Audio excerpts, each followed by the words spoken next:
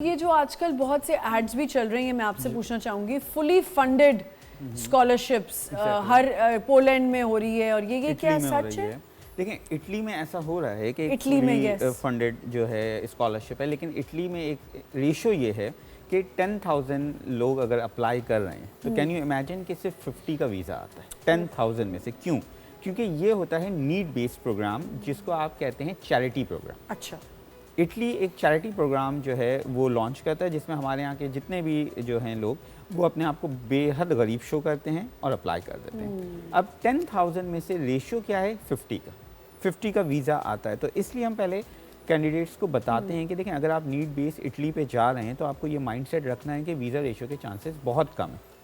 इससे बेहतर ये है कि अगर आप चाहते हैं कि फुली फंडेड कोर्सेज में जाएं, then we prefer Germany public पे आप जाइए। ठीक है, वो तो यानी कि ये जो हम रोज एड्स देख रहे हैं फुली फंडेड, कहाँ नई कंट्रीज की आ रही है, फुली फंडेड स्कॉलरशिप मिल रही है बच्चों को, विद पासपोर्ट भी आपको बाद में मिल जाएगा। ये भी एक, तो ये सच है? नहीं ना, क्योंकि ये भी एक स्कैम की, मैं रोज अपनी बेटी को भेजती हूँ वो फुली फंडेड स्कॉलरशिप। नहीं, ये एग्जैक्टली आप इसको इग्नोर करिए। अच्छा, मास्टर्स के बारे में थोड़ा सा बताएं कि मास्टर्स कहते हैं कि आप स्कॉलरशिप, आपको मास्टर्स, मोस्टली बच्चों को मास्टर्स पे स्कॉलरशिप मिल जाती है। देखिए, 16 years of education is must अगर हमें किसी भी कैंडिडेट को बाहर भेजना है। अब 16 ईयर्स ऑफ एजुकेशन के बाद अब कुछ कैंडिडेट्स ऐसे हैं जो बैचलर्स या कुछ मास्टर्स की तरफ आते हैं प्रोग्राम्स के लिए।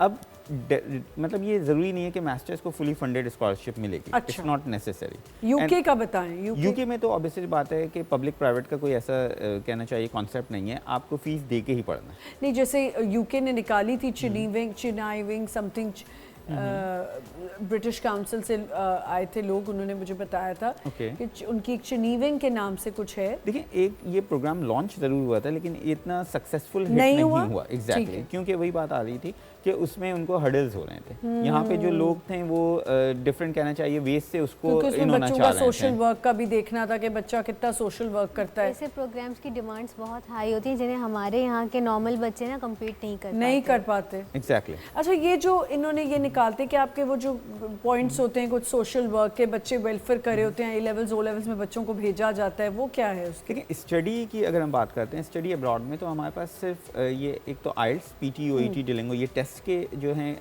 बैंड्स या गुड नंबर्स आने चाहिए, गुड स्कोर होना चाहिए। अगर नॉर्मल स्कूल का बच्चा है तो वो इन क्राइटेरियाज को कवर करेगा।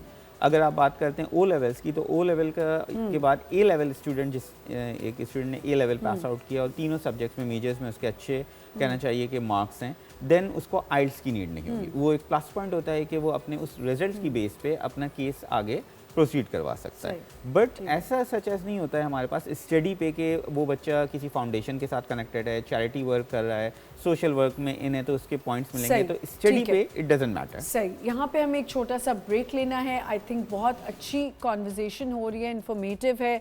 जिनके बच्चे बाहर जाना चाहते हैं, जो लोग इमिग्रेशन कराना चाहते हैं, उनके लिए बहुत अच्छा है। इन्होंने हमें USA का बताया, हम और पूछेंगे ऑस्ट्रेलिया में कितना टाइम लगता है। लोग ज़ाहिर है they look forward to for immigration और उनको सही लोगों के पास जाना चाहिए।